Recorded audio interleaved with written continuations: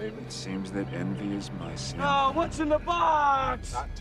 What's in the... Se7en wasn't just a crime thriller, it was a descent into human depravity that left audiences scarred. Every shadow, every raindrop, every whisper carried the stench of corruption. What looked like a detective story became a meditation on sin and punishment. Behind the screen, chaos reigned, cast breakdowns, real injuries, destroyed props, and a studio desperate to change the ending. Today, we open the files you were never meant to see. Here are 20 shocking facts about Se7en. Stay until the end because the bonus fact will chill you more than any murder scene. Let's begin. The ending almost never happened. New Line executives hated the box ending. They called it too dark, too unmarketable, too insane. They demanded a rewrite where the killer's dog would die instead. David Fincher only agreed to direct because he accidentally received the original script. He said, if you remove that ending, you remove the film's soul. Brad Pitt threatened to quit if they changed it. His contract later guaranteed the ending would stay. In the end, studio pressure lost. The box remained. What audiences saw was not a creative choice. It was defiance carved into celluloid. Brad Pitt's real injury changed the story. During a chase scene, Pitt slipped on wet pavement and shattered a tendon in his arm. The pain was real. Fincher refused to stop production and instead rewrote the script to incorporate the injury. Detective Mills' bandaged hand became a symbol of his unraveling sanity. The blood was not stage blood, it was Pitt's. Crew members joked he was method acting by accident. Fincher later said, that moment blurred the line between fiction and truth. What audiences thought was makeup was the consequence of obsession. The opening titles took 2 months to create. Those scratchy handwritten credits were not computer fonts. They were carved and filmed by hand. Designer Kyle Cooper used a razor blade to scratch text into film stock and soaked it in acid. He then photographed notebooks filled with twisted handwriting made by the killer character. The process took 2 months of microscopic work. Every flicker and jitter had intent. It wasn't just style, it was psychological warfare designed to infect the viewer's subconscious before the first line of dialogue. Fincher said it was like watching madness write its own name. Real crime scene photos were used for texture.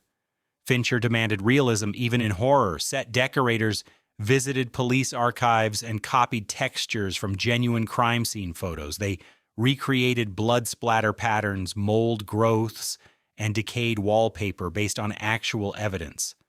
The result felt too authentic. Some crew members couldn't eat lunch near the sets. The stench of the fake rot made people gag. Fincher wanted the audience to feel trapped inside the killer's apartment.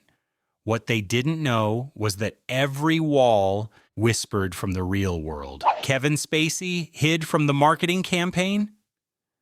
Fincher and Spacey made a pact. His name would not appear on posters, trailers, or press kits. The studio protested, but Fincher insisted the reveal must feel like a trap springing. Spacey agreed to forfeit top billing so his appearance would hit like a hammer. Audiences were stunned when he walked into the police station mid-film. It was one of the last times a major studio let secrecy trump publicity. The surprise became cinematic legend. Fincher said in that moment, the killer owned the film. The crew shot in constant rain for mood control. Fincher ordered artificial rain for nearly every outdoor scene. He said, the city should look like it never stops crying. The rain rigs ran so long that sidewalks began eroding. Actors performed drenched for weeks until mildew formed on costumes. Cinematographer Darius Kanji adjusted lighting to make the wetness glisten like oil. It wasn't just weather, it was mood control. The constant downpour trapped everyone in a purgatory that mirrored the film's despair. Pitt later said, when you are soaked every day, you stop acting miserable and just become miserable. That was Fincher's plan all along. Morgan Freeman hated the ending. Freeman admired the script but called the finale evil for evil's sake. He argued that Somerset would never let Mills pull the trigger. Fincher disagreed and told him the story was about futility, not morality. They debated it for weeks on set. Freeman eventually accepted, but his discomfort showed on camera. That quiet horror in his eyes was genuine. He wasn't performing judgment. He was feeling it. Fincher later admitted that conflict gave the scene its chilling realism. Somerset's silence became the film's moral echo. The filming location was a secret city. Se7en takes place in an unnamed metropolis that feels familiar yet alien. It was filmed in Los Angeles, but dressed to look like a decaying East Coast nightmare. Fincher banned landmarks and used abandoned factories and condemned blocks. He called it the City of Nowhere. The production team rented entire streets just to destroy them. Billboards were repainted. Storefronts were aged overnight. The goal was timeless rot. The result was a city that felt eternal in its corruption. No one could point to where it was, and that made it terrifyingly universal. The sloth victim was a real person on set for days. Actor Michael Reed McKay played the near-dead sloth victim. He weighed less than 90 pounds and stayed strapped to the bed for hours at a time while makeup artists covered him in prosthetics and latex dust. The smell of the set was nauseating. When they filmed the reveal scene, the SWAT actors didn't know he was alive. When he gasped, everyone screamed for real. Fincher refused to warn them because he wanted genuine terror. It worked so well that one crew member fainted. The books in the killer's apartment were handwritten. Over 2,000 notebooks filled the killer's lair. None were printed props. Crew members hired college students to handwrite random thoughts for months. Each page included ramblings about guilt obsession and divine punishment. It cost $15,000 and took 2 months to complete. Fincher said no one would ever see most of them on camera, but he wanted the actors to feel the madness around them. It wasn't about what the camera saw, it was about what the room whispered. Every page screamed obsession turned into architecture. Brad Pitt and David Fincher nearly came to blows. Tension on set hit breaking point during reshoots. Pitt was exhausted from the physical strain and the constant rain. Fincher demanded dozens of takes for tiny moments of reaction. Pitt snapped. He accused Fincher of pushing actors until they broke for sport. Fincher fired back saying, "Truth requires pain." The argument turned into a shouting match that halted production for hours. Crew members later said it felt like two men wrestling for the soul of the movie. Ironically, that rage bled into the final performance, giving Mills his raw edge. Go ahead and like and subscribe because stories like this remind us that the chaos you never see often fuels the brilliance you never forget. The filmmakers built a library of sin. For the scene where Somerset researches the 7 deadly sins, the production team built an entire library set filled with real leather-bound volumes on theology and punishment. Fincher hired historians to curate quotes and Latin texts. Even the candle wax on the desks was real. The crew called it the Temple of Guilt. Freeman spent hours reading between takes to understand Somerset's obsession. That set later inspired crime thrillers to treat research scenes like rituals. What looked like a quiet study was a cathedral of dread built from genuine scholarship. Kevin Spacey shaved his head in secret. Spacey wanted his character John Doe to look stripped of identity, so he shaved his head without warning anyone. He arrived on set bald and silent. Fincher loved it, but the hair department panicked because continuity shots had already been filmed. They reshot early scenes at Spacey's insistence. He said the act of shaving was like removing vanity from evil. Fincher later admitted that moment defined Doe's purity of horror. He wasn't trying to hide, he was trying to become nothing. The crew used real animal parts for the gluttony scene. That grotesque first murder wasn't just latex and syrup. The production used real animal organs from a butcher shop to fill the apartment and pile around the actor. The smell was unbearable under hot lights. Crew members wore masks and still gagged. Fincher refused to use digital effects, saying, "Audiences must feel decay, not see it." The result was nauseating authenticity. Test audiences complained about nearly vomiting. Fincher smiled and said that meant they felt what he wanted them to feel. The prop master created sin for real. Each murder scene was built around a handcrafted object symbolizing its sin. The gluttony bowl, the greed money frame, the envy photographs. None were generic props. Each piece was sculpted by hand and aged to perfection. Fincher wanted viewers to feel like they were seeing relics of ritual crime. The prop master even burned pages from religious texts to give items spiritual corrosion.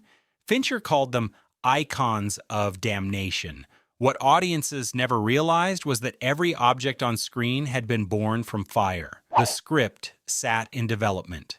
Hell for years before Fincher touched it. Se7en drifted through Hollywood's shadows. Several directors rejected it, calling it too bleak, too nihilistic, too unmarketable. The script's writer, Andrew Kevin Walker, was working at a record store when he wrote it in a rage about New York's decay. He mailed it to his idol David Fincher, who had just been crushed by his experience on Alien 3. Fincher said reading Se7en was like staring into his own anger.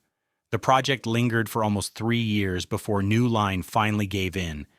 No one expected success, only controversy, yet the film's darkness became its light-turning failure into fury and fury into art. The opening credits changed movie history. Before Se7en, opening titles were an afterthought. After Se7en, they became an art form. Designer Kyle Cooper's raw, scratch-style titles inspired a generation of filmmakers, from Fight Club to American Horror Story. Fincher called the credits a movie within the movie. Each flicker and flash told the killer's story without dialogue. The work took longer than some full films. What audiences thought was just creepy atmosphere was a manifesto of madness that redefined modern film aesthetics. The influence still echoes through every gritty thriller made since. Studio executives demanded a happy ending. After test screenings, New Line executives panicked. They wanted the killer shot before the box reveal or Somerset to save the day. Fincher refused. Pitt joined him, saying he'd rather burn the film negative than shoot that version. The standoff lasted weeks. Fincher threatened to walk. Executives finally relented but forced them to film a decoy ending for marketing use. When audiences saw the real finale at theaters, they were blindsided. Fincher later said, "The studio didn't want truth, they wanted comfort. But art is never comfortable." David Fincher made actors repeat shots hundreds of times. Fincher's obsession with precision bordered on cruelty. Some shots took over 100 takes. He believed repetition stripped away acting until only truth remained. Crew members whispered, he was building madness frame by frame. Freeman once joked Fincher didn't want performance, he wanted confession. The method worked. Every pause, every glance felt genuine because exhaustion erased artifice. Fincher said, "Perfection isn't about control, it's about surrender." That philosophy turned Se7en into a symphony of despair where every frame bled effort. The box scene was filmed in desert silence. The final sequence was shot miles outside Los Angeles in blistering heat. Fincher kept the set, minimal, no extras, no noise. Pitt wasn't told exactly when the box would arrive. His reactions were real confusion, turning into rage. Crew members stayed silent even between takes to preserve tension. Freeman refused to look inside to maintain detachment. Fincher captured raw human breakdown, not acting. That silence became cinematic thunder. It wasn't performance, it was punishment. The 7 deadly sins live in the sound design. Sound designer Ren Kleiss hid subliminal noises within the film. Each murder scene carried distinct tones matching its sin. Lust carried distorted whispers. Gluttony rumbled with animal growls. Pride hummed with faint applause. Envy pulsed with low heartbeats. Fincher wanted the audience to feel sin beneath hearing range. You couldn't notice it consciously, but it burrowed into nerves. That's why the film feels heavier with every scene. Se7en didn't just show evil, it let you hear it breathe. Se7en was never meant to entertain, it was meant to scar. A mirror held to humanity's rot. 20 years later, it still whispers that sin doesn't end with the credits. It hides in the rain, in the box, and in us.